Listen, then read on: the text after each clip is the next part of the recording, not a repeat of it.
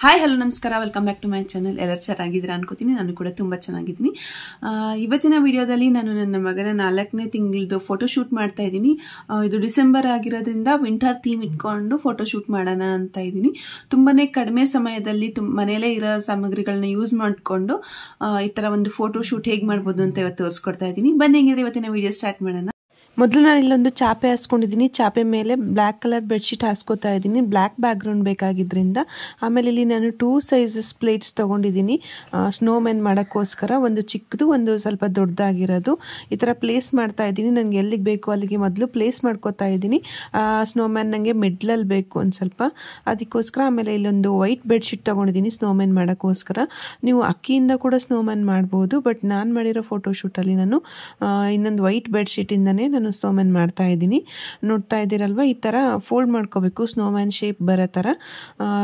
ಇನ್ನೂ ಸ್ವಲ್ಪ ತೆಳುವಾಗಿರೋ ಬಟ್ಟೆ ಆಗಿದ್ದರೆ ಇನ್ನೂ ಚೆನ್ನಾಗಿ ಆಗ್ತಾಯಿತ್ತು. ಇದು ಬೆಡ್ಶೀಟ್ ಅಲ್ವ, ಸ್ವಲ್ಪ ದಪ್ಪದಾಗಿರೋದ್ರಿಂದ ಫೋಲ್ಡ್ ಮಾಡೋಕ್ಕೆ ಸ್ವಲ್ಪ ಕಷ್ಟ ಆಯಿತು.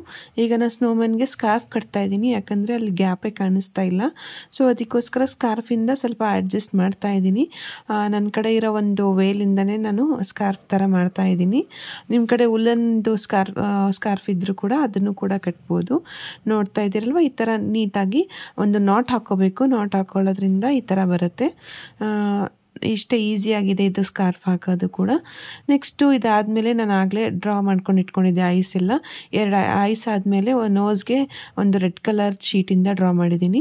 ನೆಕ್ಸ್ಟು ಸ್ಮೈಲಿ, ಒಂದು ಮೌತ್ಗೋಸ್ಕರ ಒಂದು ಸ್ಮೈಲಿ ಹಾಕಿದ್ದೀನಿ. ನೆಕ್ಸ್ಟು ಇದು ಬಟನ್ಸ್ ಥರ 3 ಡ್ರಾ ಮಾಡ್ಕೊಂಡು ಇಟ್ಕೊಂಡಿದ್ದೆ. ಆಮೇಲೆ ಇದು ಕೈಗೂ ಅಷ್ಟೇ ಮೊದಲೇ ಪೇಪರಲ್ಲಿ ನಾನು ಕಟ್ ಮಾಡಿ ಇಟ್ಕೊಂಡಿದ್ದೆ. ನೋಡಿ, ಸ್ನೋಮ್ಯಾನ್ ಆಗಲೇ ರೆಡಿ ಆಯಿತು. ಬಟ್ ನನ್ನ ಕೈ ಹಾಕೋ ಒಂದು ಸ್ವಲ್ಪ ಕಂಫರ್ಟೇಬಲ್ ಆಗ್ತಾ ಇರಲಿಲ್ಲ. ಪ್ಲೇಟ್ ಸ್ವಲ್ಪ ಹೈಟ್ ಆಗಿತ್ತಲ್ಲ, ಅದಕ್ಕೋಸ್ಕರ ಅದನ್ನ ಈಗ ಅಡ್ಜಸ್ಟ್ ಮಾಡಿದೆ ಸುಮಾರಾಗಿ. ಇದಾದಮೇಲೆ ಅದಕ್ಕೆ ಒಂದು ಟೊಪ್ಪಿ ಹಾಕ್ತಾಯಿದ್ದೀನಿ. ನನ್ನ ಮಗಂದೇ ಒಂದು ಟೊಪ್ಪಿ ಇತ್ತು, ಅದನ್ನೇ ಹಾಕ್ತೆ. ನೆಕ್ಸ್ಟ್ ಒಂದು ಸ್ಲೇಟಲ್ಲಿ 4 ಮಂತ್ಸ್ ಅಂತ ಬರೆದಿದ್ದೀನಿ, ಯಾಕಂದರೆ ಒಂದು 4th ಮಂತ್ ಫೋಟೋಶೂಟ್ ಅಲ್ವಾ, ಸೊ ಅದಕ್ಕೋಸ್ಕರ 4 ಮಂತ್ಸ್ ಅಂತ ಬರೆದಿದ್ದೀನಿ.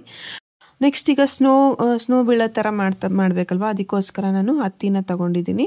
ಹತ್ತಿನ ತೊಗೊಂಡು ನನಗೆ ಎಲ್ಲೆಲ್ಲಿಗೆ ಬೇಕೋ ಅಲ್ಲಿ ಪ್ಲೇಸ್ ಮಾಡ್ತಾಯಿದ್ದೀನಿ. ಒಂಥರ ಸ್ನೋಫಾಲ್ ಆಗ್ತಾಯಿದೆ ಅನ್ನೋ ಥರ ಫೀಲ್ ಆಗಲಿ ಅಂತ ಹೇಳಿ. ಸೊ ಸ್ವಲ್ಪ ದೂರ ಎಲ್ಲ ಒಂದೊಂದು ಕಡೆ ಪ್ಲೇಸ್ ಮಾಡ್ತಾಯಿದ್ದೀನಿ, ಫುಲ್ ಆ ಬೆಡ್ಶೀಟ್ ಕವರ್ ಆಗೋಷ್ಟು. ನಿಮಗೆ ಹತ್ತಿ ಹಾಕೋದು ಇಷ್ಟ ಇಲ್ಲ ಅಂತಂದರೆ ಸ್ನೋಫ್ಲೇಕ್ಸ್ನ ನೀವು ಪೇಪರಿಂದ ಕಟ್ ಮಾಡ್ಕೋಬೋದು. ಯೂಟ್ಯೂಬಲ್ಲೇ ಸುಮಾರು ವೀಡಿಯೋಸ್ ಇದೆ ಸ್ನೋಫ್ಲೇಕ್ಸ್ ಯಾವ ಥರ ಮಾಡ್ಬೋದು ಅಂತೇಳಿ. ಬಟ್ ನಂಗೆ ಅಷ್ಟು ಟೈಮ್ ಇಲ್ಲ ಅಂತ ಹತ್ತಿನ ಯೂಸ್ ಮಾಡ್ತಾಯಿದ್ದೀನಿ. ಜೊತೆಗೆ ನಿಮ್ಗೆ ಬೇಕು ಅಂದರೆ ಒಂದು ಗ್ರೀನ್ ಕಲರ್ ಬಟ್ಟೆ ತೊಗೊಂಡು ಕ್ರಿಸ್ಮಸ್ ಟ್ರೀ ಕೂಡ ಮಾಡ್ಕೋಬೋದು, ಇನ್ನೂ ಚೆನ್ನಾಗಿರುತ್ತೆ. ಆಮೇಲೆ ನೀವು ನೋಡ್ತಾ ಇರ್ಬೋದು, ಮಧ್ಯದಲ್ಲಿ ಸ್ವಲ್ಪ ಸ್ಪೇಸ್ ಬಿಟ್ಟಿದ್ದೀನಿ, ಯಾಕಂದರೆ ಅಲ್ಲೇ ಬೇಬಿನ ಮಲಗಿಸ್ಬೇಕು ಅಂತ ಹೇಳಿ. ನೋಡಿ, ಪೂರ್ತಿ ಕಂಪ್ಲೀಟ್ ಆದಮೇಲೆ ಈ ಥರ ಕಾಣಿಸುತ್ತೆ. ತುಂಬಾ ಸಿಂಪಲ್ಲಾಗಿ ಮಾಡಿದ್ದೀನಿ ಇದನ್ನ. ಮಧ್ಯದಲ್ಲಿ ಮಗುನ ಮಲಗಿಸಿದ್ರೆ ಫೋಟೋಸ್ ತೆಗೆದ್ಬಿಟ್ರೆ ಫೋಟೋಶೂಟ್ ಮುಗ್ದೋಗುತ್ತೆ. ನೋಡಿರಲ್ವಾ ಎಷ್ಟು ಈಸಿಯಾಗಿ ಒಂದು ಫೋಟೋ ಶೂಟ್ ಮಾಡಬಹುದು ಅಂತ ಹೇಳಿ. ಇವತ್ತಿನ ಈ ವಿಡಿಯೋ ನಿಮಗೆಲ್ಲ ಇಷ್ಟ ಆಯಿತು ಅನ್ಕೋತೀನಿ. ಇಷ್ಟ ಆಗಿದ್ರೆ ವಿಡಿಯೋನ ಲೈಕ್ ಮಾಡಿ, ಹೇಗನ್ನಿಸ್ತು ಅಂತ ಕಮೆಂಟ್ ಮಾಡಿ, ಹಾಗೆ ನಿಮ್ಮ ಫ್ರೆಂಡ್ಸ್ ಜೊತೆಗೆಲ್ಲ ಶೇರ್ ಮಾಡಿ. ಇನ್ನೂ ನನ್ನ ಚಾನಲ್ನ ಸಬ್ಸ್ಕ್ರೈಬ್ ಮಾಡಿಲ್ಲ ಅಂದರೆ ಸಬ್ಸ್ಕ್ರೈಬ್ ಮಾಡಿ. Thank you.